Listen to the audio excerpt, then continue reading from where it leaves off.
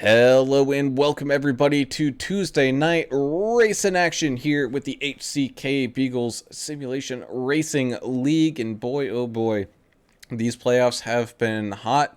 They have been fast, and it's just going to get even better here tonight at Indianapolis Motor Speedway for this Muehlberger Custom Homes 175, all brought to you by Muehlberger Custom Homes.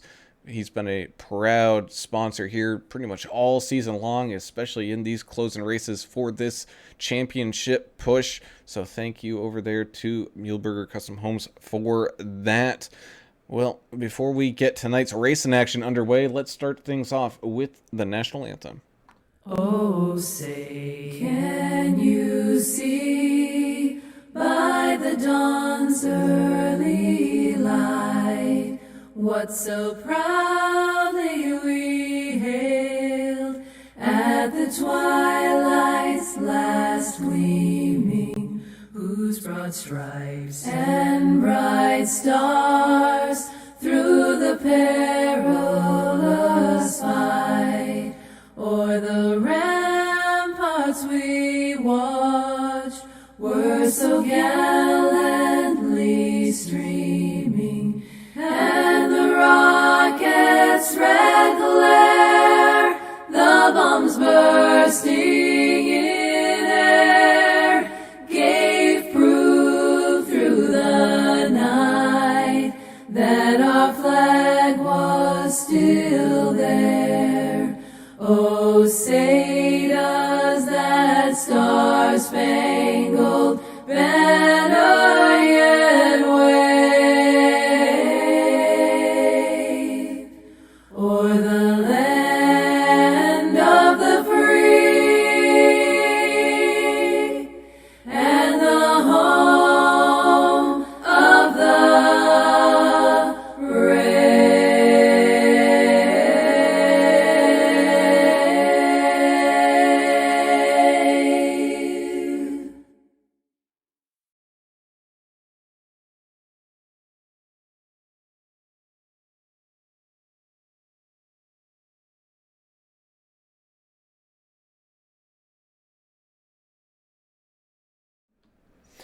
And welcome back. We are live under qualifying here.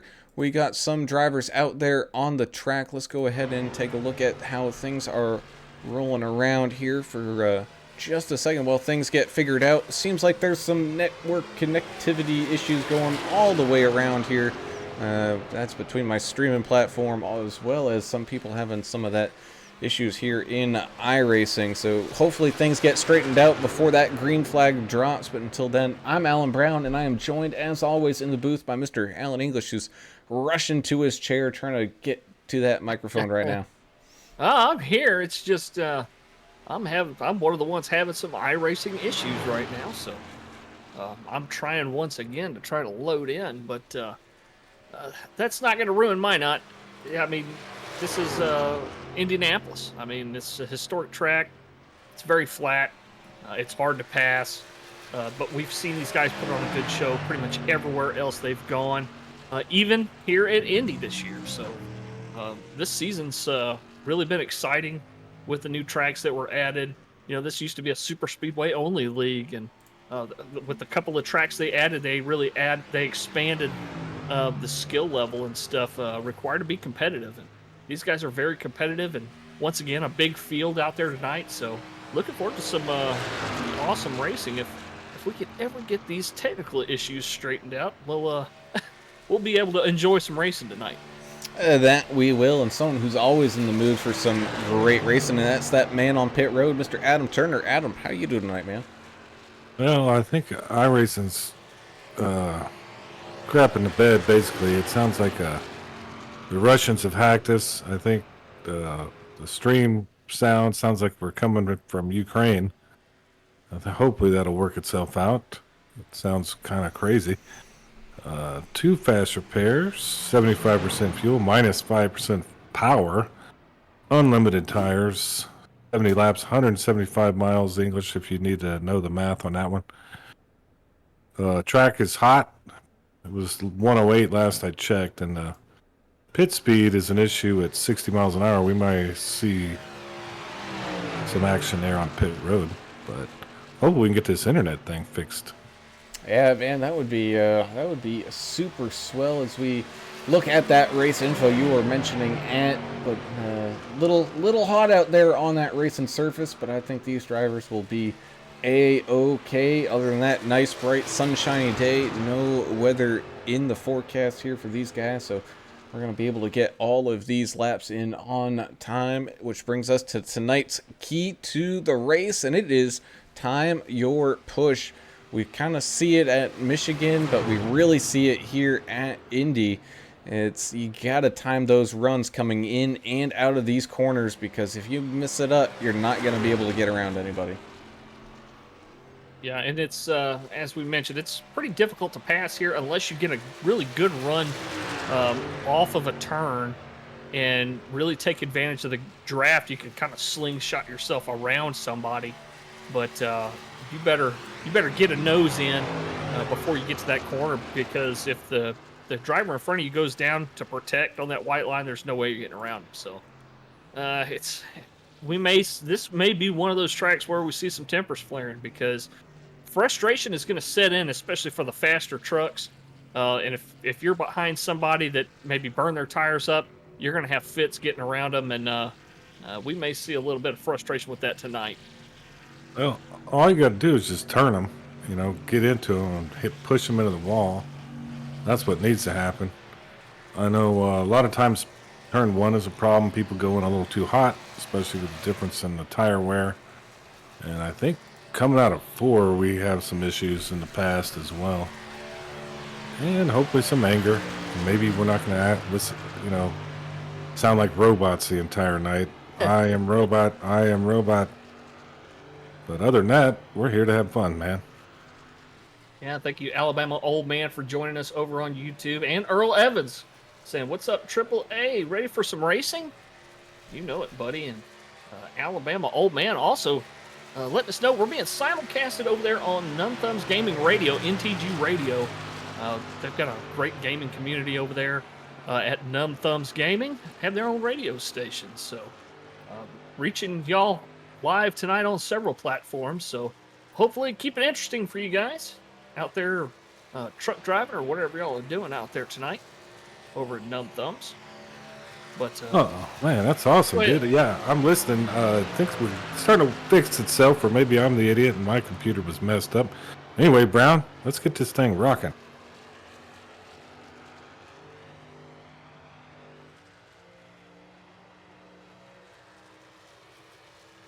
Amazing.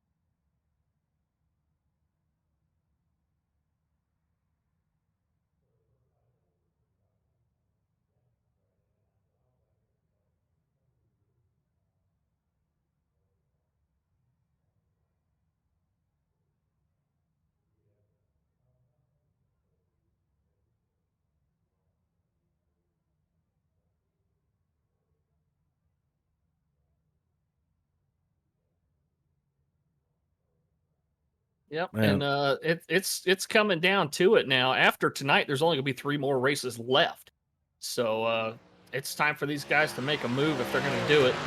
Uh, yeah. to maybe steal a championship here. We got some quick breaking news if y'all want it. Oh, so you do. Okay, cool. The 42 and the 96 had a wicked fight last week, and I loved every minute of it over there in Michigan. But they both got a little penalized here, so you may see them get an EOL and possibly you know, have to come in under green at stop and go. So just so you know, they're in a little trouble.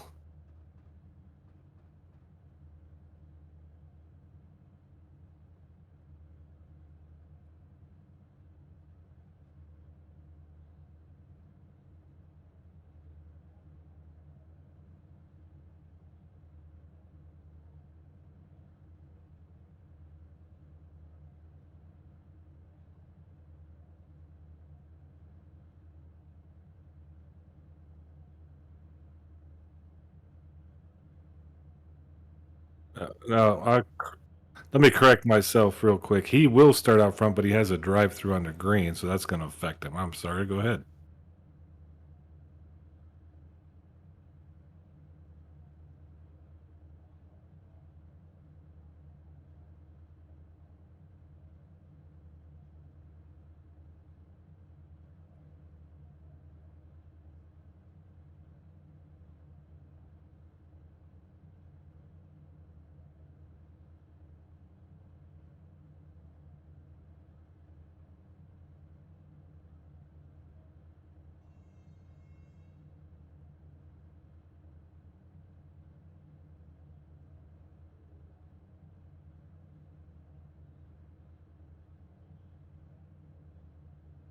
I can't see Oh, anything, no, so no, I got you here. You're still appreciate it. not loaded in. Man, this is an It amazing night crashed. so far. It crashed out, so Okay, well, the number 51 of Joshua Moore is going to be a 11th place. Number 3 of Hunter Smith, 12th. 66 of Paul Ferdiani, 13th. 408 of Rob Chowdhury, Bay Area Rob, 14th.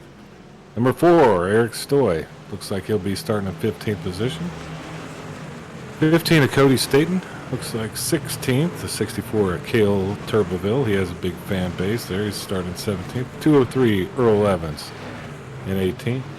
Number 7 of Rick LePage, 19th. Number 2 America's driver Albert Anderson. There in 20th. Let's see what else we got here. Looks like Zachary Staten, 88, 21st place. 115, Dave Mayberry. Hot Rod, 22nd. 54, Brandon Coleman will be 24th position. 75 of Brian Skidmore, 25th. 37, Dustin Reilly, 26th. Number 5 is Stephen Naylor, 27th. Number 24, Andrew Hensley, IV. He's got a lot of fans too in 28th position. 12 of Austin Johnson, 29th. Michael Hicks, 76 truck, 30th. iRacing's most ancient driver, the number 110, Richard Michelob Gray, 31st. And Gregory Turner's out there. He could be in last there in the 69 machine. Awesome. We thank you guys for alerting me about those sound issues. That was on me. That was I hit the mute button and started talking without unmuting it. So we are back live. The sound should be fixed as this pace truck gets ready to peel off down into pit lane and get things started underway here with looking like some things going on here as everybody kind of all shuffling around forward position as we get ready to go to this green flag for the first time here tonight. It is up, getting ready to be waved. Justin Lawson, Rodney Griffin, here we go, side by side, down and across the line. First time here tonight, green flag is waving. Still side by side and down into turn number 1. Rodney Griffin getting a great run there. The 20 of Justin Lawson able to jump up in behind him. He's got Josh Bittner there right behind him as well. Same thing with Derek Welsh in that one, looking very racy up here. Same thing with that 27 of Critchley. But single file we go down this long back straightaway. Let's see if anybody looks to make a move here as we're almost too wide action going on back here just behind 10th. We got, looks like Bay Area Rob Chowdhury in that 408. He's side by side with the 15 of Cody Staten and the 50. The 64 Cale Turbeville. Yeah, there's a little bit of movement out here on the track, and I have to apologize because I'm an idiot. Kevin Winker is got an EOL and a drive-through under green. The 96 just got an EOL, so we'll see who. I guess we know who was the instigator maybe on that one, so see how that plays out through the rest of the race. But so far, looking pretty clean out here, Brown. A nice clean start for these drivers as we have 70 laps to decide the winner here tonight. And I mean, we know the last time they came here to Indy, Cale Turbeville actually ran away with the thing, and he was coming off of a little bit of a hot streak. He was very racy last week and picked up the win there. So, and anything goes, as they say, as we enter into turns 3 and 4 up here. Curtis Critchley side by side with the 6 of Paul Durkee. Man, it looks like Critchley kind of not really dropping spots, but he's not moving up through the field like we expect him to here, as Justin Lawson out in front continues to drive away from this kind of field a little bit, but still you got Josh Bittner in the 84 right there in tow. Well, I'm still having issues with iRacing, but I can at least hit up some of the social media stuff we got going on. Ashley Osborne out there saying, "Let's go Osborne," number 81. And Joel Moore pulling for the 51. And let's see. And Men and Deer also on YouTube pulling for the 51. Joshua Moore. Oh, 51's got a fan club in the Muehlberger Custom Homes truck. America flag on that thing. That thing looks amazing. Sure the sponsor's proud. As he's running in 10th right now, trying to get up. It's a good little battle. Is that 66 is who he's fighting with for position. Paul Ferdiani. Paul Ferdiani driving that World Series of Poker truck. He's trying to make up some of that ground to Eric Stoy right now as these guys head off down into turn number 1 and 2. Oh, we're going to have a truck in that outside wall that they're going to have to contend with as well. Oh, looks like it's Ferdiani still kind of stuck out there. Yeah, and I mentioned that turn 1, it seems to get the best of a lot of these guys, especially as the day wears on and your tires kind of fade a little bit. You can punch it into the wall real quick. Also, Cody McEwen out there saying hi from Oklahoma. All right. We're glad to have you aboard here tonight, Cody, as we continue to run under green flag here with Paul Durkee driving that 6 machine to a fastest lap time of the race. He was able to get around Hunter Smith in that 3. So we're working our way up here for that 6 machine, really putting in some quick lap times and absolutely trying to get out in front. Yeah, there's a pretty good battle even all the way back here, 17th, 16th. Earl Evans and Brad Taylor having a good little battle. Ferdiani and Staten now. And Rob Chowdhury and Cody Staten, one of the Staten boys. See Brad Clay there driving the 31 Brickswork machine. He's able to get around that 203 of Earl Evans and take that spot away as he continues to try to climb and get up into that top 15. Oh, the 42 of Kevin Winker is going to do his pass-through penalty right now, it looks like. And it looks like I'm doing better than 7 frames per second now, so that's always good. Oh, what a wonderful deal. Man, you're in. I'm watching Earl Evans side by side with a 75 back here for 16th, 17th place here. As you were mentioning earlier, Coleman coming up to get in on the action in the 54. Ooh, almost snags that outside wall, and that's going to send kind of like a little chain reaction of one of those, hey, sometimes you're just focused on the bumper of the guy in front of you, and if that guy goes up and snags that outside wall just a little bit, well, guess who else is going in the wall? You are. I've done that so many times, following people into the wall, especially in my ARCA days, right on somebody's butt, and the next thing you know, you see the sparks flying off of their car, and guess what? Same thing happens to you. Pancake the wall. Yeah, I used to do that a lot, especially when you turned 2 at Pocono, man. I remember. Oh, man. You're really good at that one. Down. You're a great driver. All right. Well, Osborne's back here in 31st. Looks like Hicks is 29th. They're just trying to work their way up to the front. They're going to have a tough night if they have to hang out back here because they need to get some draft partners to kind of get up there with this other pack. And Osborne, one of those guys, he's looked like he was gridded up towards the front, so I don't know what happened to him there. But he's definitely trying to get some time back. Here is up here at the front. Justin Lawson continues to lead with Josh Bittner right there, still looking straight at that bumper. So these two are not letting this thing go. You also got Rodney Griffin hanging around. Paul Durkee is lurking in that background. Same thing with the one of Derek Welch. Hunter Smith is hanging out in that just outside of that top 5 right now, but then you get a little bit of a gap, and you can see here the 4 of Eric Stoy is kind of leading that little secondary pack. He's got Curtis Critchley right behind him with the 51 of Joshua Moore and the 64 of Cale Turbeville out there as well. We got 3 Old Glory trucks all lined up in front of Austin Johnson here. I was watching that same thing. What kind of tricks do you think these guys are up to? Really, Anderson and Mayberry. I think they got some up their sleeve here. They got their work cut out for them starting that far back in the field. Maybe some pit strategy maybe going to happen here in a little while. How do we look on fuel here? What's the fuel? 75%. 75%. Maybe we can get one of these people that know things that can tell us on the FaceTime machine. I still think we're looking at a 2-stopper at least. Oh, bare minimum, maybe even a. I don't know about a 3, but definitely a 2. I think it might be a tight 2. Yeah, these guys are gonna be screaming for tires. A few laps in here.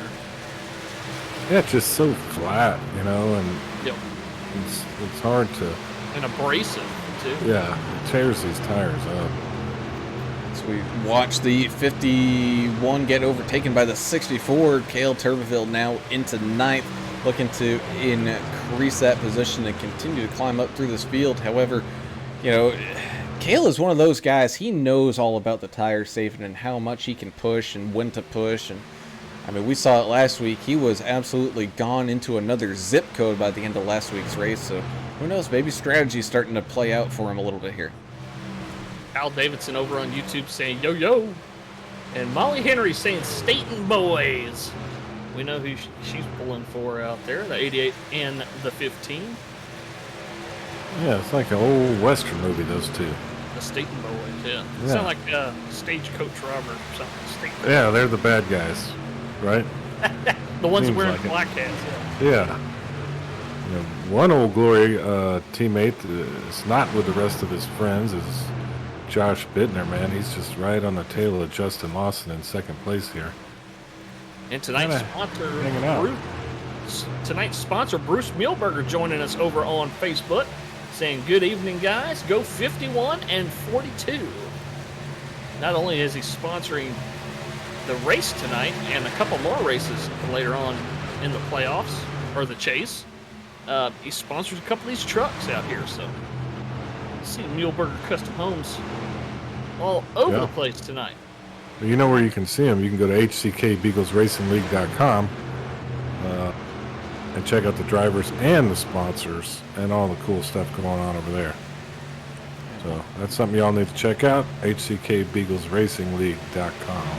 And not only that, but you can go to MuehlbergerCustomHomes.com and check out their website and see some of the beautiful homes that Bruce and his team have built, and as well as read the testimonials that those families have put on there. And there's nothing but 5-star or greater reviews there. I know 5 stars doesn't seem like enough for some of these guys, and one of those is Bruce there at Muehlberger Custom Homes. So again, thank you for the continued sponsorship here, Bruce, as these guys are putting on a Class A show for you here tonight.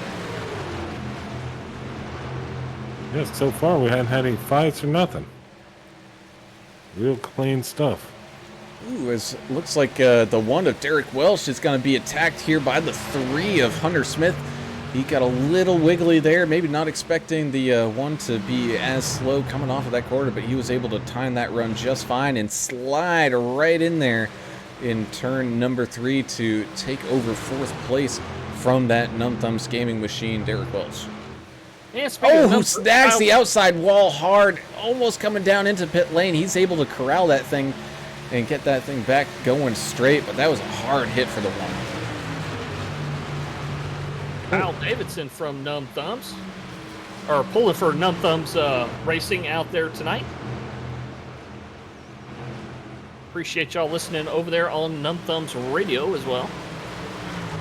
Simulcast. Well, Numb Thumbs number 1, Derek Welch, almost lost it. I don't know how he kept a hold of that thing. He's back, seems to be running okay. That he does, as the 64 of Cale Turbeville has a little bit of a fight going on here with Eric Stoy and Rodney Griffin, he's able to snag that position away. So Cale Tuberville slowly but surely climbing his way up this leaderboard, now up into 5th. But back onto the subject of Numb Thumb Gaming Machines, let's talk about that 110 of Richard Michelob Gray. He's currently back there, 27th, all alone, just kind of out there puttering around. But you got to think he might be a little tired here, because he and that Gray family welcomed in a new grandson. So congratulations there, Michelob, as you enter in the joys of grandfathership there. I told you, he's probably the most ancient driver we've ever seen on iRacing. Sure it ain't great-grandfather?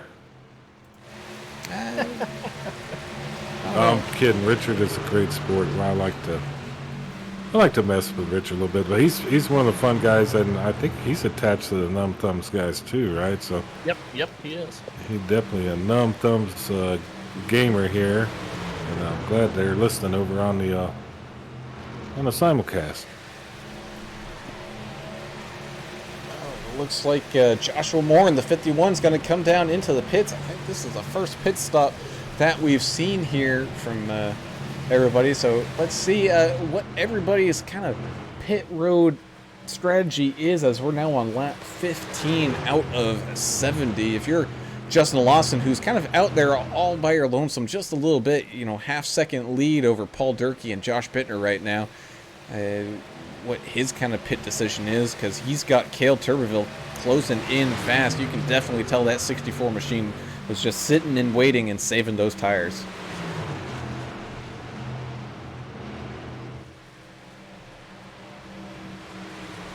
Yeah, a lot of these guys are coming in here to pit. Yeah, looks like here comes leader Justin Lawson. Paul Durkee is staying out, however. Same thing with Josh Bittner, Cale Tuberville, and Hunter Smith. Same thing with Eric Stoy as well, as a whole crew of people coming down. Rodney Griffin, Derek Welsh, Brandon Coleman, Zachary Peterson, Bay Area Rob Chowdhury in that. Whoa! 12 locked him up, got sideways there. I'm surprised he didn't hit anybody. Yeah, scared me. That was scary. Yeah, scared me, man. Still green flag racing here with Durkee and Bittner out in front. I'm expecting them to probably come down here any lap now. So it looks like just under 20 laps for one of these fuel runs, or at least maybe even tire runs here for some of these guys, as here comes Paul down into pit road. So that's going to give Josh Bittner the lead for the moment. So it might be a 3-stop race here tonight. It's starting to look that way if they're pitting kind of this early. I mean, I'm not good at math English. What is it in Louisiana? You think we're going to have 2 or 3 stops?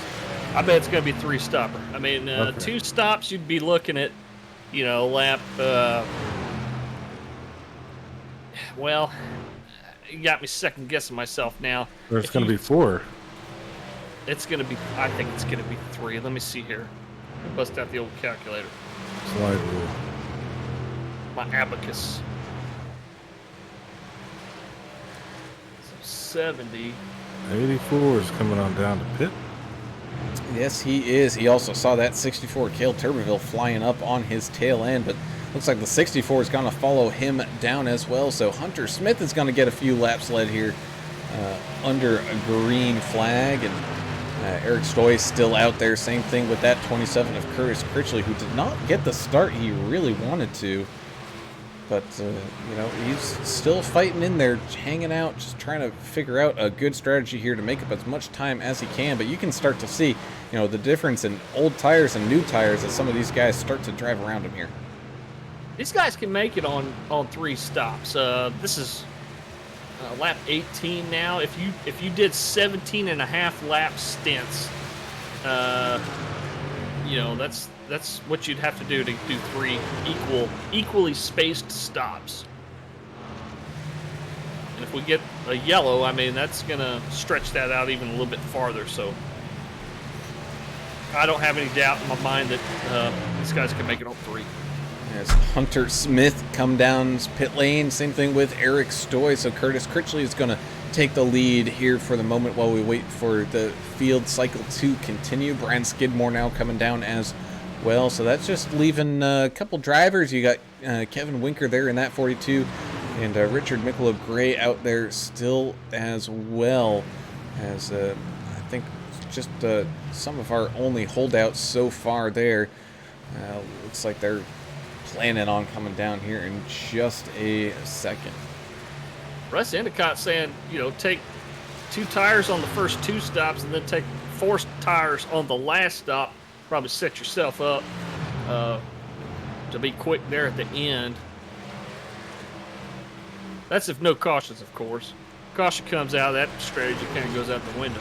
76 had a little issue there, as Peterson in 96 was trying to get past him. Looks like everyone's still flowing smoothly out in front there. Still got people kind of merging and exiting and doing all the pit road stuff here on the backstretch. Josh Bittner gets by the 3 of Hunter Smith there while he was coming out of pit lane. He's trying to hunt down that 15 of Cody Staten, who's currently still sitting there. He's riding around right now in a top 10 tenth. But he's definitely one of those guys looking to get a really good finish here, because, man, when you're only 1 point behind somebody in the championship standings and you haven't gotten a win yet, that's doing something pretty good. Yahtzee. Check out old Michelob out there. Looks like he's going to lead a... Not- Did he lead a lap? No, not he quite. did. Curtis Critchell's still hanging around out there, out in front. Has not pitted quite yet, and looks like he's going at least another lap here. He might be one of those drivers who's trying his best to push this thing to just a 2-stopper.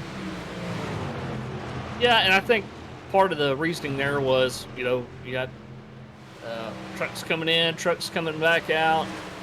Kind of had his fingers crossed there, hoping on a caution, I think. And definitely could be the case as we head back through this field. You still got Kevin Winker out there as well. He has yet to come down into the pits, but other than that, you got Justin Lawson, who is almost 2 seconds clear of Paul Durkee. So Justin Lawson with a fantastic pit time there, in and out, of course, not only just the actual stoppage time. So he's way out in front, and who knows, this might be one of the times that we get to speak to that Tony machine here.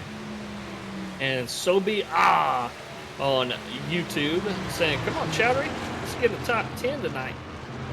Hey, area Rob, with fans out there as well tonight. Long green flag stints here. I mean, this has got to kind of wear on some of these guys' nerves as well, because I like a caution every now and then just to kind of break things up, take a deep breath, maybe rethink some strategy and stuff, and just kind of relax. Yeah, For a couple of laps, but not getting it tonight. No, definitely not. And I mean, at this point, we're all spread out. I think if we see something happen, it's going to be a 2-truck incident, and at this point, I don't even think we may not even see that. Of course, words don't mean anything until the checker flag waves, but I think we're in store for a flag-to-flag run here tonight. Oh, you done did it now. Yes, I did. If anything brings out the caution, it's comments like that's what's going to do it. But as we're watching the 51 of Joshua Moore try to catch up to that back bumper of the 64 Cale Turbeville. Currently riding around in 5th, trying to get a little bit better position there. Same thing with the 97 of Rodney Griffin. He's been inching up on that back bumper of the 84 Josh Bittner, also in that fight for a top 10. But we head back down to where 13th and 14th are. You got Zachary Peterson, Mark Collins, and Brandon Coleman all nose to tail here, all fighting to try to figure out how they can get up into that top 10. uh-oh, so Critchley has no brakes. Uh-oh. I just got that update. I guess that's from Gregory Turner. Yep, up in the booth, and let's kind of watch the stop here, see if he can get that thing stopped in time. I wonder if it's a hardware issue, if he's having problems with his pedals or something. How would you do that? I mean, I don't know. Well, it looks like he was able to get down into his box okay, so I wonder if he did a quick wheel reset or calibration on the fly and was able to get everything back working here. But, man, it's going to be close there for that 27 machine if he wants to do that two-stop strategy. I think he can do it, however.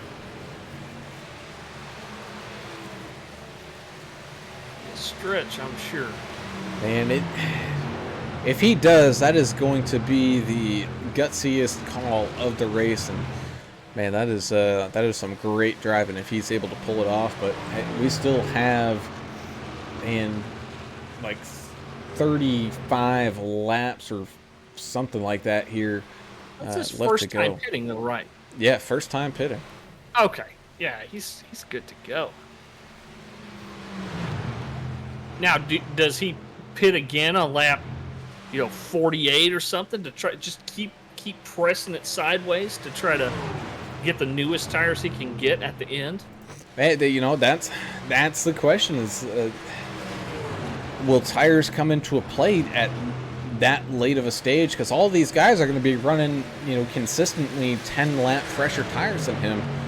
So he's got to do that big old save game if he wants to continue to run those long stints. And what I'm seeing right now is he took 4 tires in fuel. So I mean, he lost quite a few 10 seconds on some of these guys that just took fuel only. A couple other guys took 2 tires, so he's losing ground to them as well.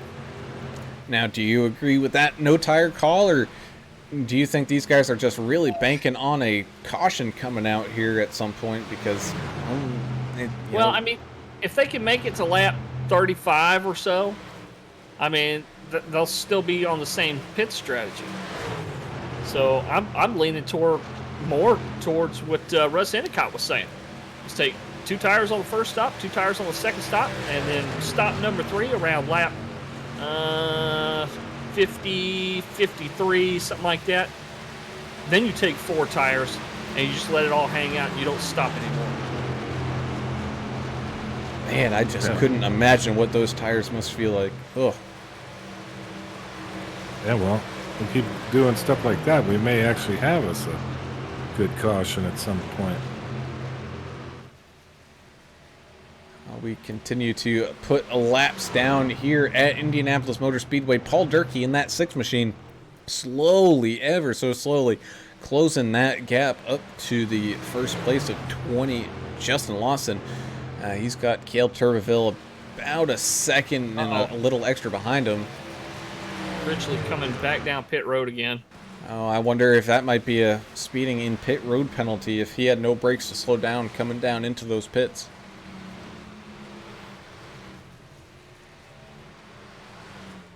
We will keep you apprised of that situation as we continue to roll around. I don't see a black flag next to his name on the entry screen. So I really don't know what happened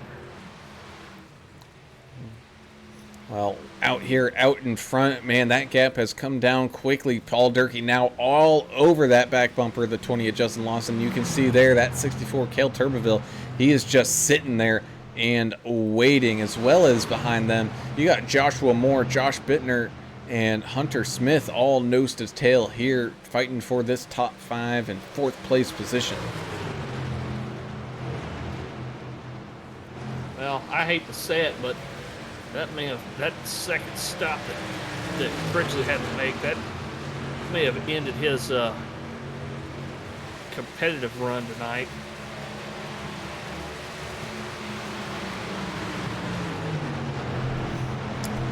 I think is he still being scored on the lead lap? Man, he may, depending on how things kind of cycle around. I know you can come down and be safe here. As Joshua Moore coming down very early here into the pits, doing his second stop of the night. Looks like he did a 2-tire stop the last time he came in, so I wonder if something's not going quite right with the other side of those tires. That's about right. He came in at 15. Oh, it is about 15 laps. Wow. All right. Man, well, that's what happens here as we got a pass going on here. The 6 of Durkee got around Lawson, but we got the 64 Cale Turbeville coming around now as well. And so Cale takes the lead here on lap 29 out of 70. But, man, just like that, you know, especially with the difference of pit strategies and everything, that's how easy it was to kind of get lost in what lap we're on and when people are coming down, just like the 6 of Durkee and the 20 of Lawson coming down now with Turbeville out in front, Bittner in second, and the 3 of Hunter Smith in third. Race is flying by. This is what happens when we get on these races where we just have a huge green flag session like we're having right now. They click off quick. That they do. Yeah, they sure are, and it makes the race go by fast, but it's really hard to kind of keep up with the cycle, the pit cycle, who's doing what and who's going to be where as they come out. So it gets a little confusing. It does, as everything's kind of getting spaced out a little bit. We saw there just a battle for a second between Bittner and Hunter Smith.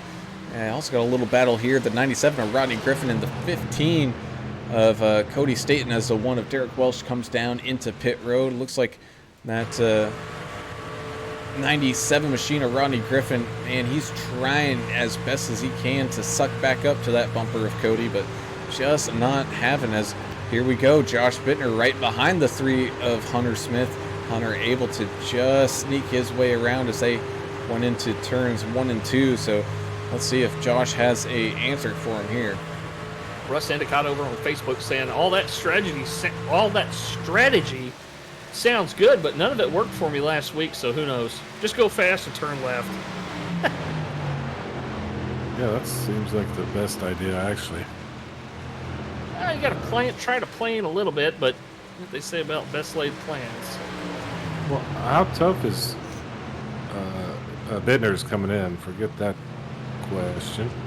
Same thing with Cale Turbeville. Ooh, yes, he was, and I think he might have even snagged one of those cones there. So he might have a penalty for unsafe pit road entry.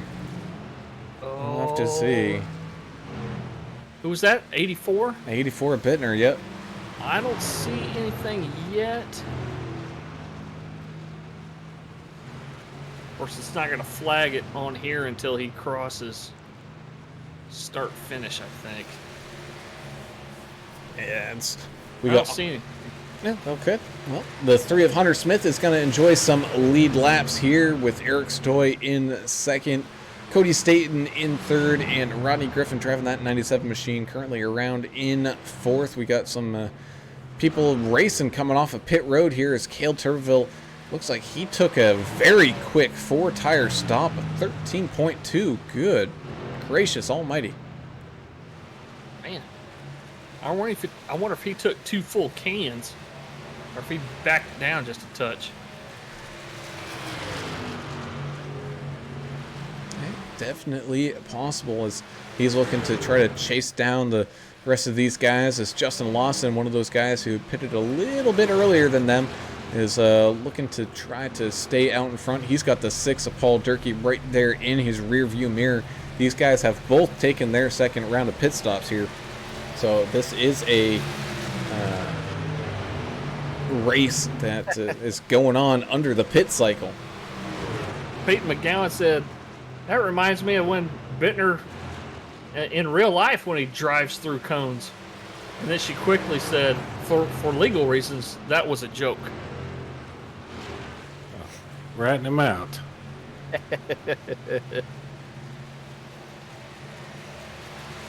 And HCK Beagles Racing League, I'm sure that's Gregory Turner out there typing for them over on Facebook, but says, congrats to Eric Stoy, driver of the number 4 on his newborn baby. First race at the track with us since the baby was born. He took last week off. Of course, you got to do that when you're a new daddy. So we're glad to have him back this week. Congrats to Eric and his family. Yes, absolutely. As we continue to tick laps away here, we're about to cross that halfway threshold under a green flag here. As we're watching that one of Derek Welsh, and he's been really fighting to get back around and really get a good spot here tonight. Still waiting on the official pit cycle to continue to loop around. Hunter Smith out there in front with that 97 of Rodney Griffin and the 31 of Brad Clay, all trying to continue to stay on this lead lap as things continue to tick by slowly but surely. Yeah, not even a little bit of a incident really here. Just a couple of entries into pit road have been kind of tough, but other than that, no crashing. Been very clean. So 2 of Albert Anderson gets his lap back. Got it back the hard way and able to stay inside this top 20. Currently in 18th.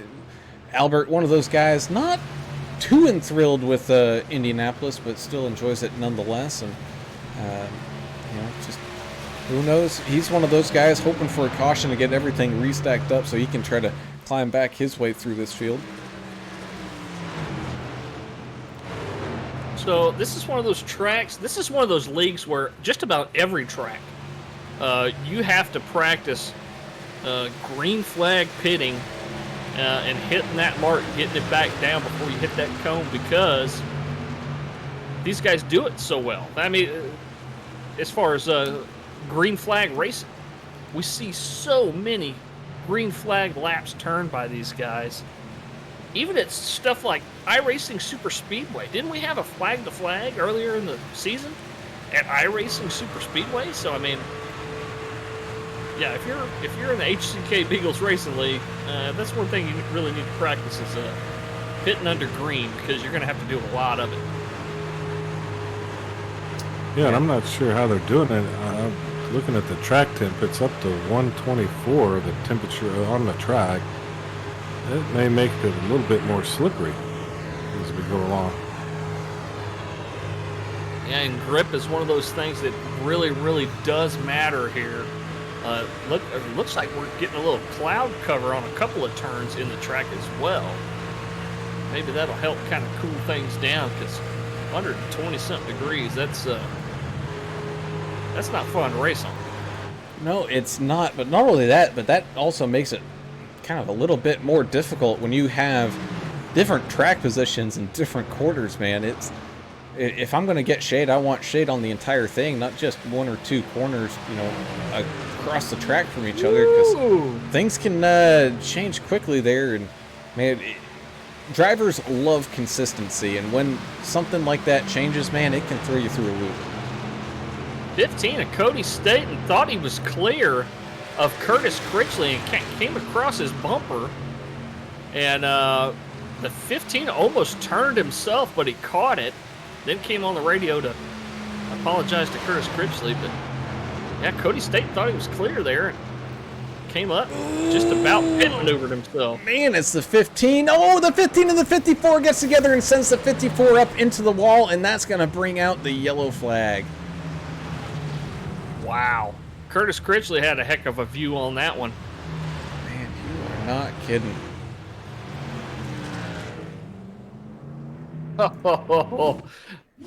That 54 came awfully close to catching him there, too. Let's slow this one down and head on to our official Sky Chopper cam here to really get a look-see as we see the 15 and the 54 heading through turn number 3 and now going into turn number 4. Pushed up, man. It's gonna be... Oh, man, yeah, just a meeting of the minds there. Just both drivers trying to get as far inside as possible, and hard impact for that 54 straight into that outside wall. Ooh, big check of everyone able to scatter back around. Let's go ahead and take a look-see here from that driver cam of Curtis Critchley here. See if we can't get a good view. Oh, pinwheel. Oh, boy, oh, boy. He get that man some new shorts. Tell you what, a couple of them trucks coming around while Coleman was stopped there. Heck of a job avoiding the accident there. Some went in the grass, some went up high. Great job, great awareness. Cody Staten's going to get the EOL for the cause in that accident. I think everybody agreed on that one. It's just got a little slippery. As we're going to... This actually threw a big old wrench into some of these guys' plan, as Critchley and Winker and Skidmore, all people who haven't taken their second round of pit stops here, basically getting a freebie.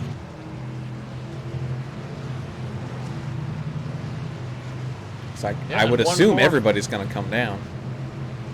One more tidbit from Russ Endicott saying, he says, Mongo says Tenderfoot is only pawn in race at Indy. A little bit of blazing saddles there for you.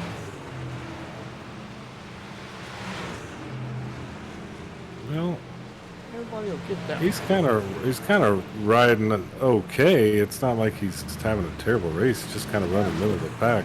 Oh, Albert Anderson. Brad Taylor, we forgot to mention a few minutes ago, Brad Taylor, the driver of 31, has manually disconnected. Pennsylvania native. Guess we'll have to wait to see him race next week. Guess we will, as here we go, the race off of pit road. It goes to that 42 of Kevin Winker, followed by Lawson, Skidmore, Durkee, and then Turbeville. A couple people staying out, Hunter Smith and Cody Staten, but we know Cody is going to be headed kind of backwards here through this field as things get back to green flag here in just a little bit, well past that halfway point. And Hunter Smith did pit on lap 36, so he's probably going to wait till at least around lap 50 or so before he comes in for his final pit stop. I'm sorry, probably closer to 55. So stupid math. And just like that, that caution, it changes everything. As Kevin Winker, who was looking kind of down and out with his penalties that he had to serve, now back in it, up there in that top 5. Same thing with Justin Lawson, who's been having a great race, is sticking around up there as well. But really, probably a big save here is Curtis Critchley in that 27, able to hang on into a top 10 spot, man, because whatever caused him to come down pit road that second time, man, that if this thing went flag to flag, that's the moment you knew that it absolutely cost him. Cody State just came down pit road and got busted for speed, and he got a black flag coming into pit road under caution. Emily Jane Smith over on YouTube saying, let's go, Hunter. Get you another big win. So Hunter Smith got some support out there on the YouTube.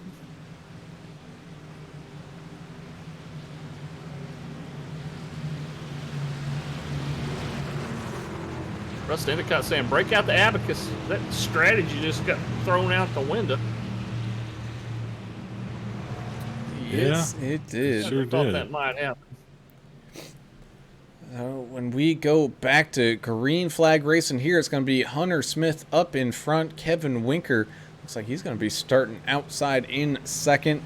Justin Lawson will be restarting here in third with Brian Skidmore in fourth. The 64, Cale Turbeville in fifth. Paul Durkee sixth.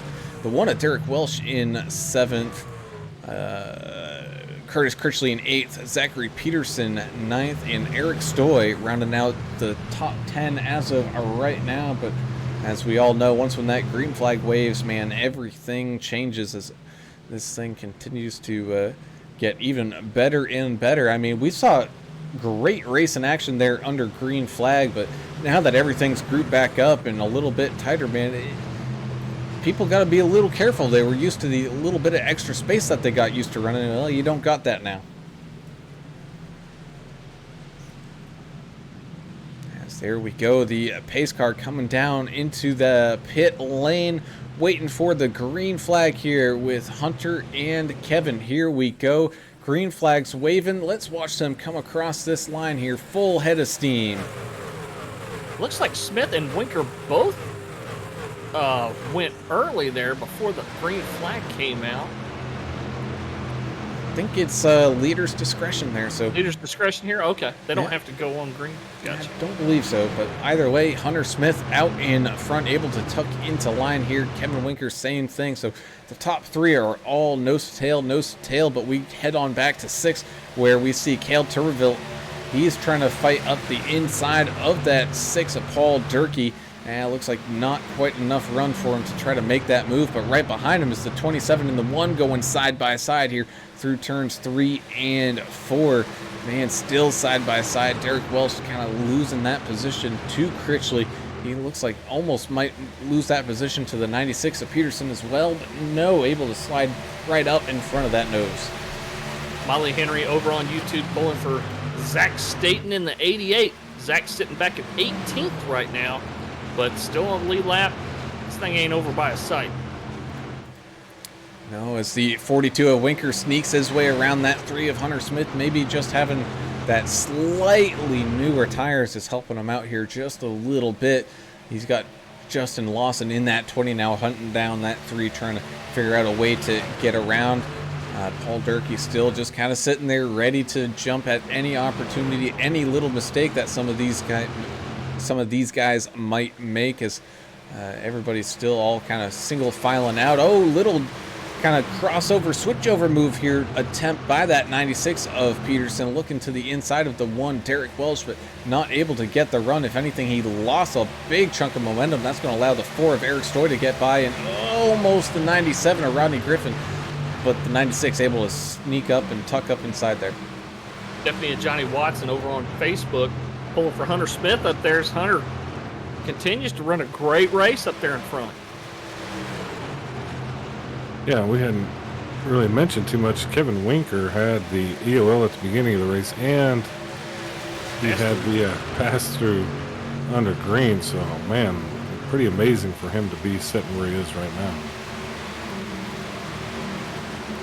Man, basically this entire lap, that 96 and the 4, Peterson and Stoy have been side by side, neither driver giving an inch. The 97 of Rodney Griffin just telling these guys, figure it out so I can get around both of you, please.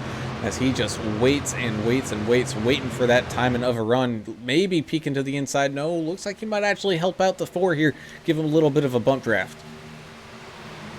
I'm seeing that right in front of the 97 of Griffin. That's allowed him to catch up pretty quick to the back of the 96, the 408 of Bay Area Rob Chowdhury, and look right behind him, 66 Paul Ferdiani. As People go side by side in front of you. That's kind of what you want to see. Yeah, it's a pretty good battle right back here with these guys all the way to 13. And same thing here with the 20 just sneaking around that 3 of Hunter Smith. I think those 4 extra laps are actually showing a little bit there for that 3. He's still okay, in pretty good spot, still in that top 3, but he's also now going to be facing a little bit of a charge here, I think, from the 6 of Paul Durkee, looking to the inside. Lawson even tucking down towards the inside, maybe giving that 6 a little extra draft to try to get around that 3. Griffin and Stoy side by side into one contact. 97 got the better of the deal right there, and here comes the 408 inside of Stoy also. Lee. Yeah, they were lucky that didn't turn both of them sideways there. They really got into it. Still see it there, side by side. Stoy and Chowdhury now still battling it out, man. Guys putting it in their absolute all, as you can see right behind him. You had Paul Ferdiani in the 66, split up 2 of the Old Glory drivers, Albert Anderson and Jonathan Osborne. This all happening back here in kind of middle of the field between 13th and 15th, but Even then, you can see that long line of trucks just absolutely peeling off here. Down here comes actually Albert Anderson looking to the inside of these guys. He was tired of seeing them fight, and he wants in on some of this action. Oh, 66 with a pretty strong move down the track, stopping the progress of the truck behind him, but now 66 is off the outside wall. Mercy. Yeah, it's kind of hard to correct stuff at 175 miles an hour, but it seems like they're doing a pretty good job of it. We do have minus 5% power on these trucks out here. And I'm wondering if that's helping them keep it on the track. And what does that do for the racing as far as the draft and stuff goes? I guess it kind of makes it a little bit more important here, especially on these long straights.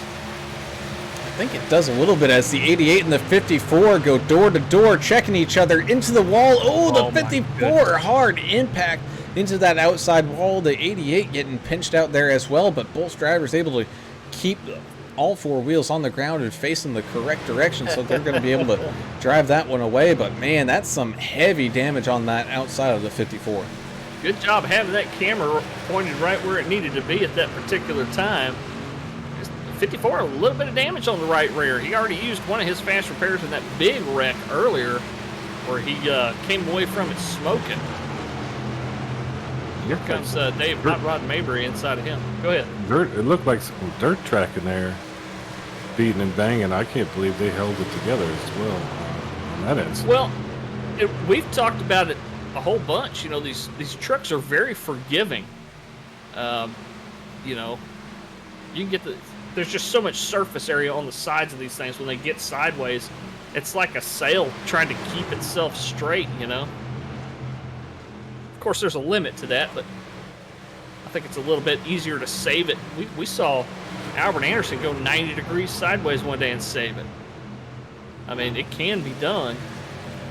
Not every time, but we're going 3 wide here with Staten, Moore, and Coleman on the back stretch. As they approach turn 3, let's see who's going to blink. Nobody. Has little bit of contact there. Looks like the 5 of Stephen Naylor ends up losing that battle. Kind of stuck on that outside line and just kind of was running around there with the 88, who got a perfect view of all that racing action. And I'm sure he was thinking possibility of a caution coming out there from that situation. As we take a look here, the 37 of Dustin Reilly is side by side with teammate 84, Josh Bittner. Tell you what, you can barely read the number on the left side of the 54 machine. It's he's had that thing just about rubbed off with some contact from other trucks, and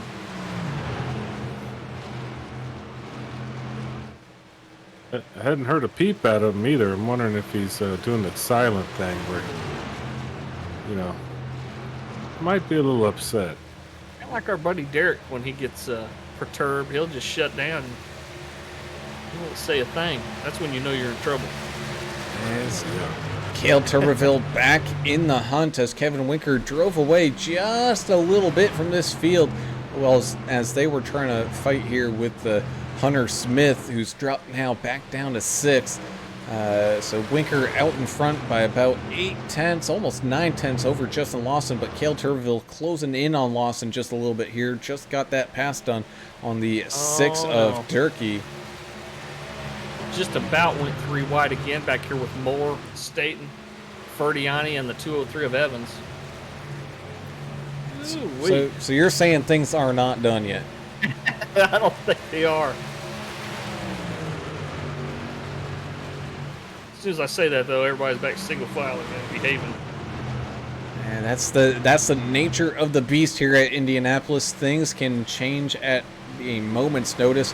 You could be 3 wide, next thing you know, you're all single filed and everyone's all hum-de-dum, la-de-da. Well, correct me if I'm wrong, but everybody's still going to have to come down and take one more pit stop, I believe. Yeah, that they will. Pitted around lap 40. So what is it? Right around lap 55, give or take? 7, yeah. Something like So that. about 15 laps ago, which we are starting to kind of come up towards here, just about 4 laps away from it. As we watch here behind Joshua Moore, the 15 of Cody Staten gets out in front of the 203 of Earl Evans.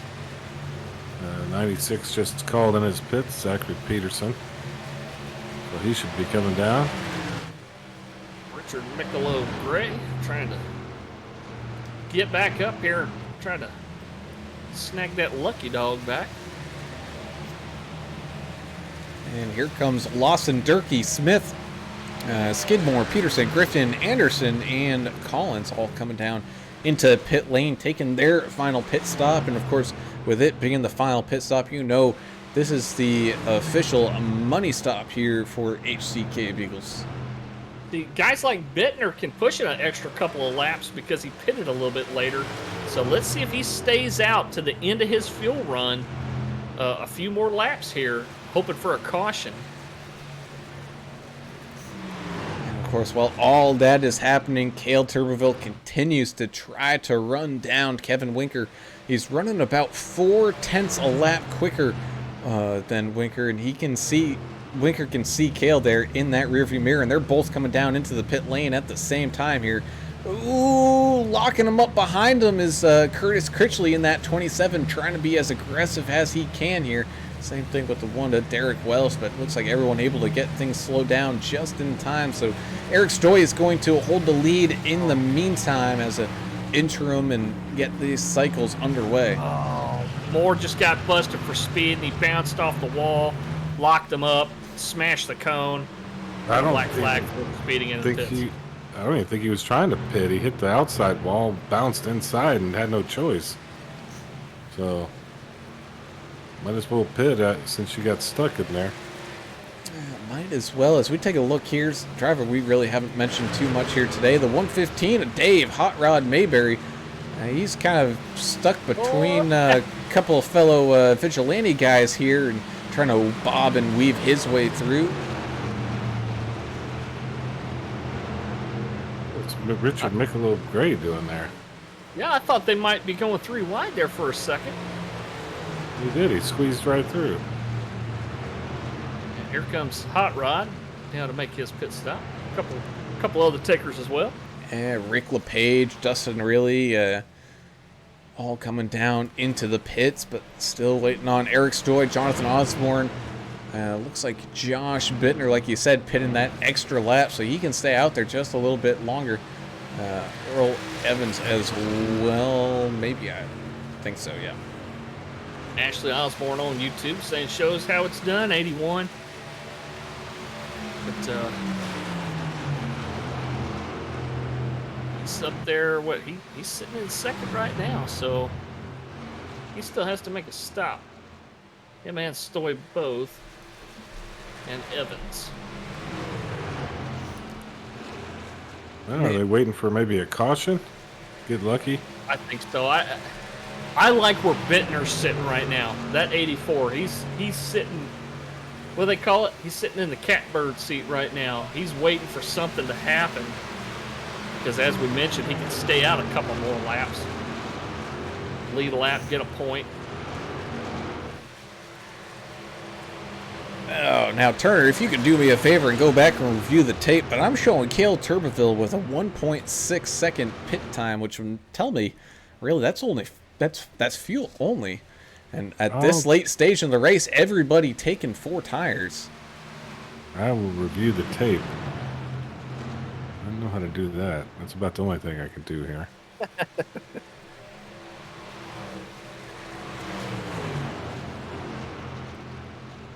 Don't know if that's just a glitch on my end or...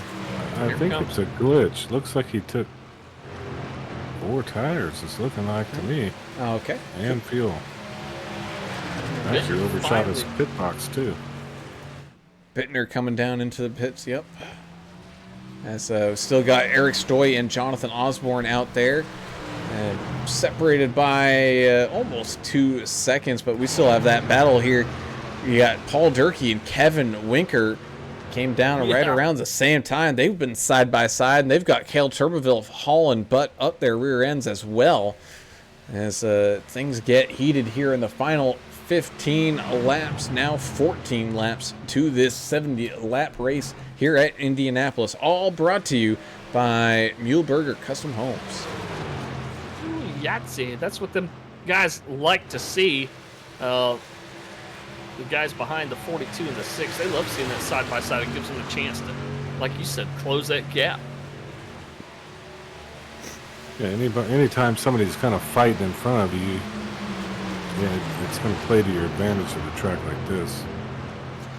Yeah, this looks like Jonathan Osborne's going to lead a couple laps here as Eric Stoy comes down into pit road, and that's just going to about complete our pit cycles here. So it is just a race to the finish with Jonathan Osborne out in front. But like I said, he's going to have to come down into pit road at some point. He's got Justin Lawson out in front of Paul Durkee and Kevin Winker, but these guys have been slowly trying to close that gap. And Cale Turbeville is right there waiting, just ready to jump for an opportunity to get around and get some more space.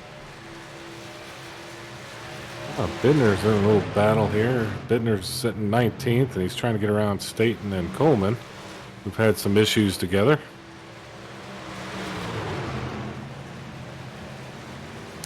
Slowly but surely making his way up, kind of trying to get through this field. He's got quite a few guys around him. Coleman and Staten there is Cody Staten in that 15, man. He was looking pretty strong running up towards that front, but right now back in 19th as of right now, and it looks like he needs to do another pit stop still as well. So Cody Staten, one of those guys who's looking very strong, as we're side by side up here, the 64 and the 6, Turbeville and Durkee. All this going on, but looks like Cale is going to hold off on that charge here, realizing right now maybe not be the time to try to make this move, as the more these guys work together, the quicker they can chase down that 20 of Lawson. Yeah, who's still trying to chase down Osborne, but he's going to have to pit here shortly. Gonna have to. Yeah, Osborne just trying to take advantage and stay out as long as he possibly can. 'Cause he knows one thing, that the longer he stays out there, the newer tires he's gonna have right there at the end. Especially if they get a caution, everybody stacks back up. At that they will, as Winker continues to try to close that gap on Lawson. It's now just under a second, so he is inching his way. He is running about 7/10, give or take, faster per lap. So that might have also just been a bad lap there, as everything continues to work its way through. As we take a look here back at this little battle box here for second, you can just see how closely these guys are kind of stacked up into this top 4, top 5 right now. Hunter Smith as well, one of those guys. He's not too far off of that 6 of Paul Durkee, who just got passed by that 64 Turbeville. So Turbeville now trying to hunt down that 42 of Winker. I like the little battle box graphic. It's kind of cool. It's something we use all the time, but pretty relevant here.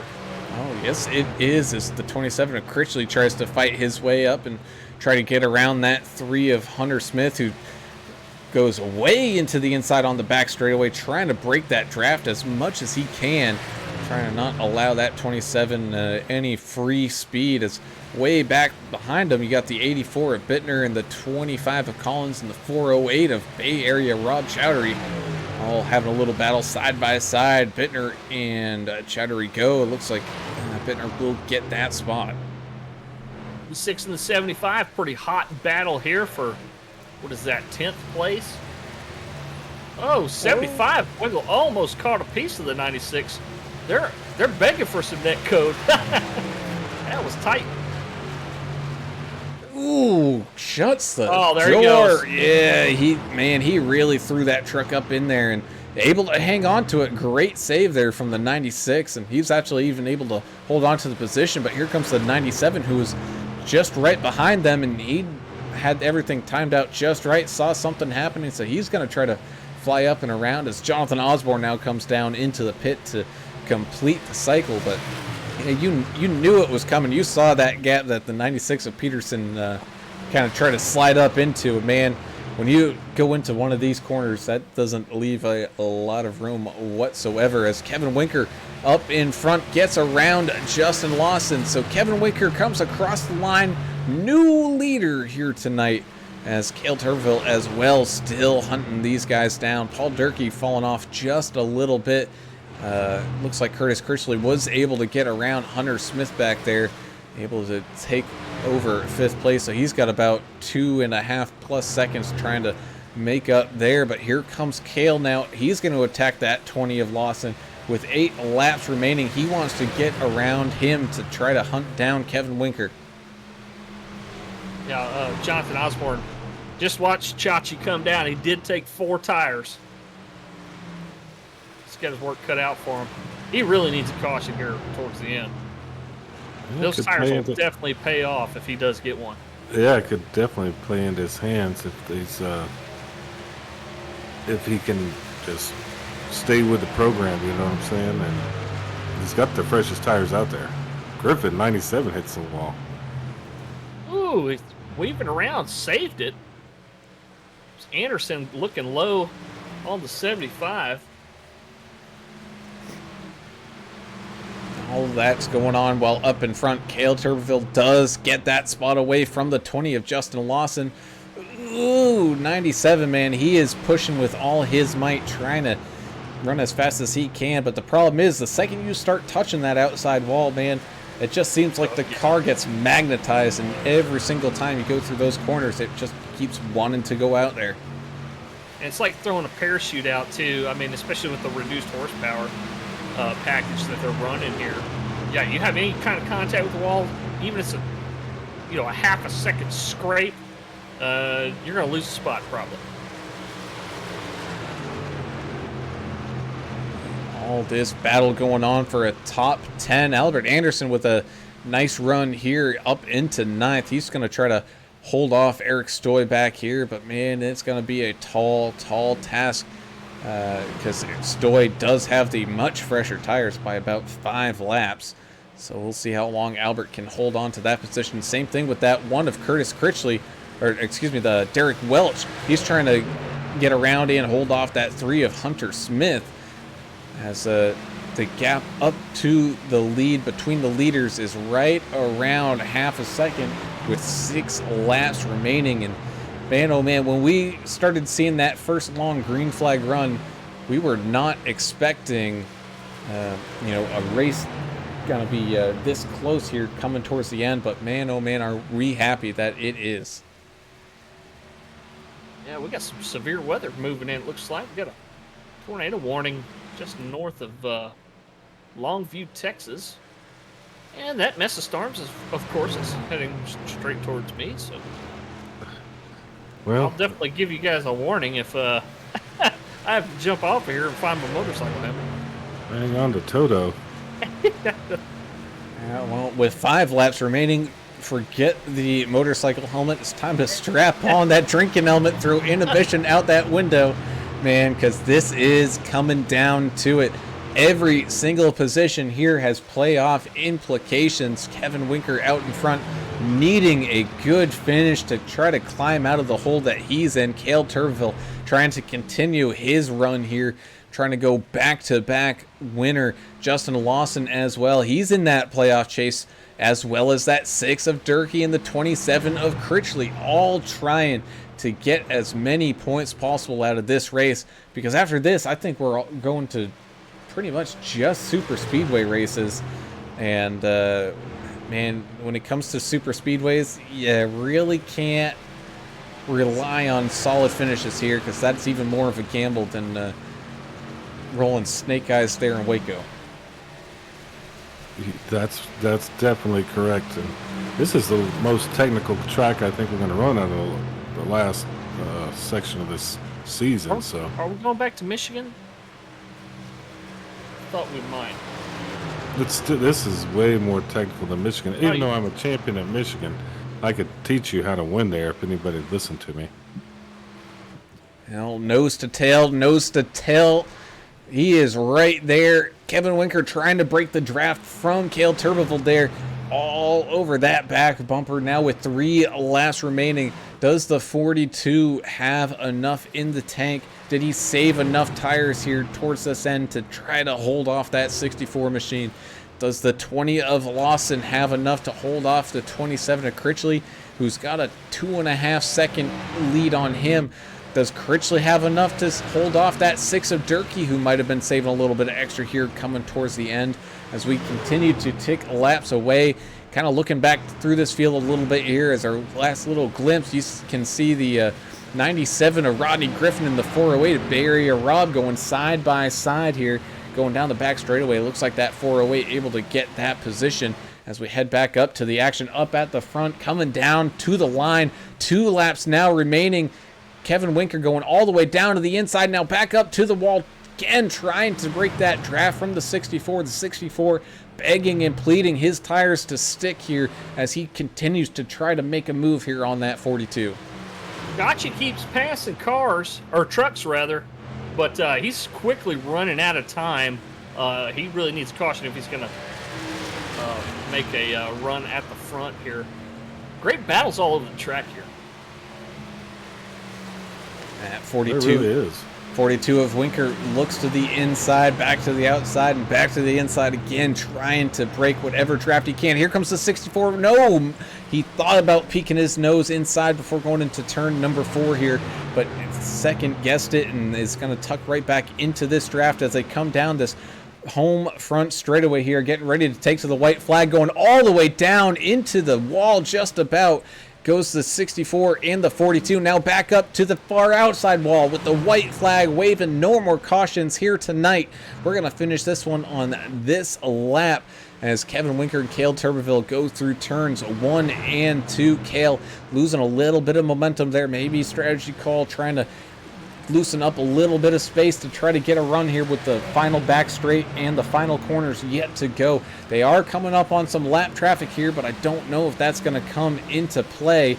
Oh, as the lap traffic snags the outside wall a little bit, so he might come into play after all. Going through turns 3 here, still a little bit of a gap, about quarter of a second there from Cale and Kevin coming up through turn number 4. The yellow Yahoo machine is going to be right there in the middle of the track. They're going to have to try to duck and avoid. It's going to be a close one coming down to the line. Cale tucked into the draft as much as he can from the 42, but it will not be enough with Kevin Winker coming across the line, picking up tonight's race win. Oh, Team America really was doing some blocking there at the last lap, looked like, but it worked for him. Bruce has got to be happy that a race he's sponsored and a car he's sponsored wins the race. So, oh man, you got some carnage happening going across the yard of bricks down here. 7 to Rick LePage, spinning like a top down there, missing some pieces now.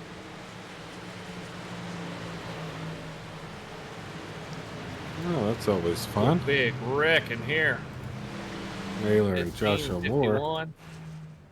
Looks like you're just having fun now. Yeah, you know how it is. A long, strenuous race like this, just once when you cross the line, you want to let go of that wheel and just let it go. As Cale Turbeville, man, just short. Same thing with the 20 of Lawson, who had such a great race there. As you can see people just absolutely flying into Lawson there, trying to get him out of sorts. But Kevin Winker able to do some burnouts here tonight, and man, it was a long time coming for that 42. He's had a string of bad luck, but finally breaking that string. And podcast crew, vigilante podcast crew out there wrecking each other after the race too. Anderson and Bittner having a little bit of fun. Yeah, you might as well. I mean, that was long, Brown. I mean, and they were pretty much in it the whole time. 1 caution, so lots of racing, probably just blowing off some steam there at the end. Absolutely, and I mean, I know this is the last time that we were at least coming here to Indy. Let's see if I can't pull up that schedule one final time to we can take We've a got quick preview. Talladega. We got Talladega, then ISS, and then back to Talladega. That's the final 3 races of the season. Oh man, so you got a gamble, a gamble, and a And gamble another gamble. coming up for your final 3 races, and man, things are getting nice and close for these playoff championships. Well, as we get ready here, let's go on down and talk to our third place finisher here, and that is that 20 of Justin Lawson, who had a very solid run, quite a few laps led here tonight, Justin, just not quite enough to pick up the win, but is still a solid third place here. Yes, sir. Absolutely. I'll take top 5s all day long. Yeah, we were just discussing the rest of the schedule. The rest of the schedule is it's going to be quite treacherous for you guys. We got Talladega next week, then iRacing Super Speedway following that week, and then Talladega again for the championship race. We talk a lot about, plate racing and pack racing, but there's a lot of luck involved. What are you going to do to kind of try to hedge your chances a little bit? There's nothing you really can do. Just try to put yourself in safe situations. Try to, if you see somebody really going for it, if you're on a white flag lap and guys sticking you 3 wide, it's better to finish 4th than it is getting wrecked out trying to win it. So just at this point, it's points racing. It's stressful and maybe not as fun to watch, but it's kind of the name of the game this late in the season. You got some points here. Quite a long race, basically one yellow flag. So there was a whole lot of strategy going on the track. How much was it weighing on you? Just all that driving and thinking about when you need to pit and how you need to, approach the pit stop and your strategy throughout this race. Yeah, we had it pretty well mathed out. We were going to do really good on pit strategy. That caution definitely did not help me or any of the other East Coast guys. I think we had them whooped on strategy. Kale's still so smooth and fast. He was going to be really hard to beat because every time we would cycle through the pits, he would be right there with us. We were short pitting a little bit, but he was just so fast at end of runs. He was going to be tough because we were short pitting early trying to get ahead, and then the last couple of runs are going to be long, and that was going to be tough against him. And then Winker, he's bad fast, but he got real lucky with that caution. I can tell you that. And I'm sure when we talk to him, he's going to say the exact same thing, man. But still a solid podium finish here for that 20 machine. I know you were looking to start to get some more good results here, especially with only 3 races remaining. You had some work cut out for you to try to work and pick up a championship, and this one definitely helps. Before we let you go here, Justin, you got any shout-outs or anything like that? Oh, yeah, I'd like to thank all my teammates, Paul, Curtis, even some of the maybe not teammates, but partners in this league, Rick, Naylor, Eric Stoy, all those guys. Congratulations to Eric. He's a daddy now. But yeah, just having fun. All right, man. Well, again, congratulations on the 3rd place podium finish here tonight, and we look forward to maybe seeing you up here again within these final 3 races here, buddy. I hope so. All right, so we talked to him last week, so we're gonna talk to him second this week, and that is that 64 Cale Turbeville. You tried as much as you can there, Cale, but Kevin Winker just had enough on you on that final lap. I think that lap traffic probably didn't help as much either, but man, talk about how much of a strategy race this became, and then all of a sudden with that late caution, man, everything went out the window and it suddenly became a dogfight. Yeah, that messed me all up big time. I figured I could probably make it to him if that didn't happen, but it did. That race, I threw it away with qualifying. Had me a bad pit box and got me all out of whack for tires on the on Lawson and Durkee. I've never heard such melancholy out of somebody that finished second, but I'm just kidding with you, man. That's you can almost taste it, right there at the end. And yeah, man, next week's gonna be a completely different animal. Uh, Lawson, when we just talked to him here just a second ago, he talked about how smooth and how fast of a driver you are, and that's got to be a good compliment coming from some of your fellow drivers that there's a lot of you guys that really respect the hell out of each other, and justly so. But next 3 weeks is going to be a completely different animal. It's not about being smooth anymore. It's about staying out of the big one and dodging some wrecks and stuff, because we know we're probably going to see some of that. What are you thinking about the rest of the schedule? We got Talladega ISS and Talladega again. Not really something that some of the guys are looking forward to. Yeah, me personally, I'm terrified of it. I don't know. I just hope to miss all the wrecks, especially at Talladega. It's normally a little worse for the recklessness of driving, but I don't know. These last 3 races, everybody's going to be pushing hard to get their last little bits of points, trying to squeeze out a points championship or get that free entry in the next season. Well, how was it?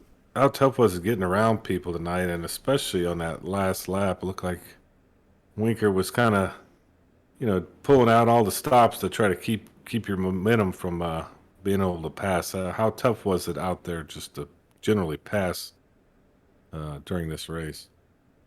In the beginning, before the caution, it was pretty good. Everybody was pretty well spread out. The right front wasn't getting burned up from being in the draft, but after that caution come out and bunched everybody back up, got everybody back drafting, and it was just chewing up the right front. And right there at the end, by the time I got to Winker, my right front was chewed up. I just couldn't do nothing really with it. Well, man, I know you wanted the win to go back-to-back race winners here, but still a second place is going to help you out in that championship kind of points run here as things slowly wind down this season, and you're still looking pretty good. You're in contention, so you got to keep your head up high and keep on fighting. And as well, before we let you go, I know you got a couple shout-outs you're going to get out there. Yeah, congratulations to Wanker for the win, and thank y'all for broadcasting, and thank you for the number 6, Durkee, and Lawson for being such clean races there at the end, and everybody in the league for being so nice about everything. And my mama, my daddy, my sister, Hurricane Creek Racing, and y'all up there in the booth. Awesome, man. Well, we appreciate it, man, and good luck and good job here tonight, finishing second place, hard charger of the day, up 15 spots. All right, thank you. All right, and a man that was waiting for a moment like this and getting it at the best possible time. That's that 42 of Kevin Winker. Kevin, have you been able to relax your hands to release that wheel yet? Yeah, just a little bit. That was stressful from the start all the way to the end. So yeah, definitely more relaxed now than it was about 10 minutes ago. We heard Kale talking a little bit just now when we were talking to him about clean air and how that can make a huge difference, especially on that right front tire wear. Is that something you guys kind of balance in your head when you're trying to figure out where you need to be on the racetrack to take advantage of that clean air? Yeah, I mean, especially when you get behind somebody trying to make a pass, you get that aero tight push coming off of 2 and 4, so you got to be real careful with that. But I mean, obviously, if you're not right up behind somebody, it doesn't seem to be as bad. But obviously, clean air is obviously king, so you want to try to be up front as much as you can here. Yeah, well, they threw every penalty in the book at you for all the shenanigans last week. How hard was it to come back from that? I mean, that's pretty amazing. You got an EOL and a drive-through in the pits. Yeah, so Yeah, I How'd mean, you manage to make it through that? that caution, that's what changed my race. And once I came down for that drive-through, I ran the tank dry, and I was gonna try to make it on 3 stops. I think I still would have been short by a couple laps, but then that caution came out. I had like 5 laps left, and I was running second. That flipped the whole race 180, and then I got fresh tires, and then I was out front there, and then Lawson and Durkee there pitted a lap sooner on that last stop, and then they got ahead of me, and then I got around them, and Kale's coming on strong there, but I think he kind of burned his right front up getting through Lawson and Durkee. Didn't have much for me. I threw that block on him on the second to last lap there. So, but otherwise, yeah, it was a great race overall. So. And Lawson did predict that you were going to mention something about that caution, because that's what he told us too. He said that caution made the world of difference for Kevin. Helping him be able to recover and get back up there. I know we called Cale Turbeville the hard charger of the race, but man, you had to start way in the back, and just amazing performance this week, Kevin. Congratulations. Next 3 weeks going to be hectic. Talladega twice and iRacing Super Speedway sandwiched in the middle. Are you going to do some carburetor cup and just practice dodging wrecks, or how do you prepare for those kind of races? I mean, there's no real way to prepare. I mean, you can have your plan and your game strategy, but that never goes to plan there, as you know. So our teams, we're going to do the same thing as we always do. Hopefully be up front and dodge the wrecks. I know I haven't had the best of luck there at the play tracks the last couple times, so we'll go in there and see. I don't know where I am in the points. I know Critchley had a good night, Kale had a good night, Lawson, so I don't really know how much ground I made up on them, but I'll check that and see. But yeah, I'm not going to change anything. I'm just going to run how I usually do and let the chips fall where they go. Well, man, you definitely did a good job here tonight, and I know championship-wise you're still in it, but you got a lot of work to do here, and I look forward to seeing what you can kind of pull out of that magic hat that you might have sitting right there next to you. Before we let you go here tonight, though, you got any shout-outs or anything like that? Yeah, first I want to give a shout to Zach Pearson for last week with the scuffle we had. It was just a racing deal, and emotions got the best of both of us, so sorry for that, and we can move on from that. And then shout out to Kale again for racing me hard there towards the end. That was a great battle. As always, shout out to my sponsor, Muehlberger Custom Homes, for coming on, sponsor me and Josh and the race tonight, I believe. So thanks to them again. Shout out to my teammates. They were doing good, but then once that caution came out, they kind of had the short end of the stick. I think they all finished towards the back half of the field. So, but shout out to them again for just all the support, and we work well together. And then shout out to all the admins, Greg, Austin, all them. You guys in the booth every week with the great broadcast, so keep it up. And then shout out to Brandon and Justin. I think they're watching tonight. I'm not sure, but if they are, shout out to them as well. So hopefully it was a good race, and we'll go on the next week. Awesome, man. Well, again, congratulations on the race win here tonight at Indianapolis, and good luck the remainder of this short season. Thank you. Have a good night, guys. Man, oh man. And with that, this race has come to a close, and we all had our ideas of what this race might look like, and then it changed once when we saw how it was going, and then it changed again, and man, we were not disappointed. That's the thing about this league. You can get these guys are so talented, and they're so close together and competitive that you can get this green flag racing at Indy, which you wouldn't think, you'd see much side-by-side action, but we saw quite a bit of it tonight. Guys challenging each other. And the competition in HCK Beagles Racing League is just, it really is second to none. We really do enjoy calling these races. And yeah, tonight, if you tuned in thinking you were going to see a single file, just run around clicking laps off, if you wanted to see that, you had to be disappointed, because it was a pretty damn exciting race, and I enjoyed watching it for sure. Oh yeah, it was a thing of beauty for Indy. Like you said, normally it's just single file, but we had so many little battles throughout the night for the lead, and even down through 15, just really good hard racing. No fights, but hey, I think we still saw a good one. I think some of that might be because they took, 5% power out of these cars, or trucks rather. So they're a little bit drafty dependent, clean air dependent for sure.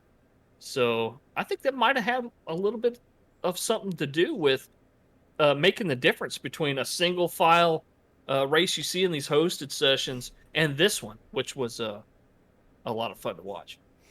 And that it was. Well, while we slowly wind things down here from Indy, let's go ahead and talk about our final finishing order and tell people where their favorite driver did finish up here tonight. And that starts us off with, may not be the hard charger of the night, but man, if we ever had a rally train driver of the night, man, this is No it. The kidding. 42 of Kevin Winker, starting up front, and then before they even took the green flag, went behind and even took a penalty, able to fight and claw his way back with a little help from a caution, was able to pick up the win here. So great job from that 42. Same thing with the 64, Cale Turbeville, up there, up 15 spots. So he's going to be the hard charger of the day, officially finishing in second. You had that 20 of Justin Lawson, who was up front just about all race long, had a really good run there for that 20. So great job for him in third. The 27 of Critchley, he was up, he was down, and he ended up in a top 5, fourth place finish. So that Canadian looking very, very strong. Same thing with the 1 of Derek Welch, bringing that Numb Thumbs gaming machine home in 5th. Excuse me, that's my context freaking out. The 3 of Hunter Smith had a solid race as well tonight, finishing in 6th, with the 6 of Paul Durkee bringing it home in 7th. Had the 4 of Eric Stoyd, his first race back after having his little youngin back home. He is in 8th, with the 84 of Josh Bittner having a solid night in 9th, with Zachary Peterson in that 96 rounding out tonight's top 10. I like how Kevin Winker kind of buried the hatchet with Zach there. Of course, the 42 and the 96 with some on-track extracurriculars last week, but classy guys, man. These guys do their best to try to get along with one another, and glad to see that all's good between them now. Albert Anderson, the 2, will finish in 11th place tonight. Old Tenderfoot had kind of a mediocre race tonight for Albert. He just couldn't quite get up there where he wanted to be, but still solid finish in 11th. Brian Skidmore in the 75, same kind of situation. I thought Brian was going to be one of those guys we're going to see for sure, maybe in the top 6, 7, 8, somewhere up there. But Skidmore is going to be finishing in 12th tonight. Chachi, old Jonathan Osborne in the 81 machine, finishing in 13th spot. Little bit of different strategy late. I thought it might work out for him. He just ran out of time. He ran out of laps there. He really needed a caution to kind of make that newer tire strategy pay off, and just didn't quite get it. Just kind of luck of the draw there for Chachi, as he'll finish in 13th. Rodney Griffin, talk about a lot of side-by-side action. We saw Rodney in the 97 right there in amongst a bunch of different trucks, doing a lot of side-by-side stuff, and dodging some sideways trucks as well. He'll finish in 14th. 15th, Mark Collins, one of our None Thumbs racing cats out there. He started up in 10th and finished 5 spots down in 15th. Paul Ferdiani in the 66 started 13th, finished 16th. Cody State, same type of deal, same kind of story. Him and Rick LePage kind of finished right where they started there.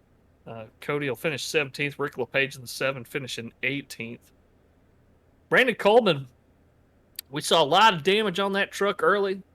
Out there spraying for mosquitoes, with his engine on fire. But came in, got his fast repair done. A little bit of late contact.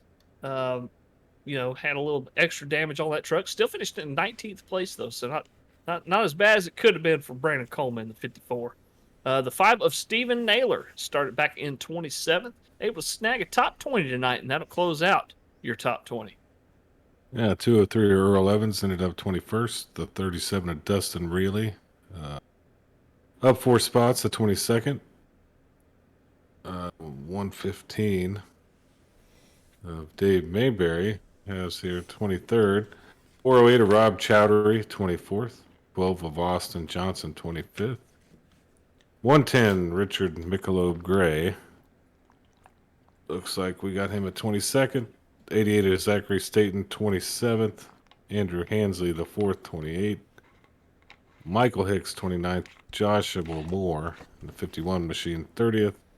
And the 31 of Brad Taylor will round it out. And with that, that is tonight's entire field. We thank you all for tuning in and watching and hanging out with us. You all are the reason why we do this and enjoying some great racing action like we saw here tonight. And man, talk about not being able to see it here tonight without the great sponsor of Muehlberger Custom Homes.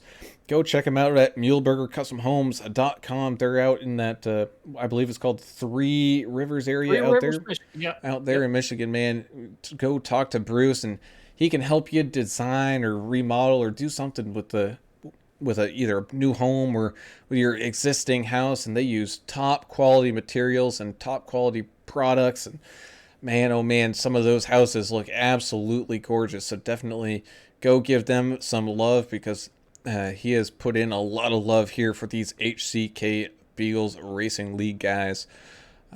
We will see you all tomorrow night with some vigilante racing action. That one's going to be a good one, as I think we're heading back to a mile and a half this week. So that'll be some really good racing there, and we can't wait for it. But until then, I'm Alan Brown for Alan English and Adam Turner. We're signing off. We gone. See ya.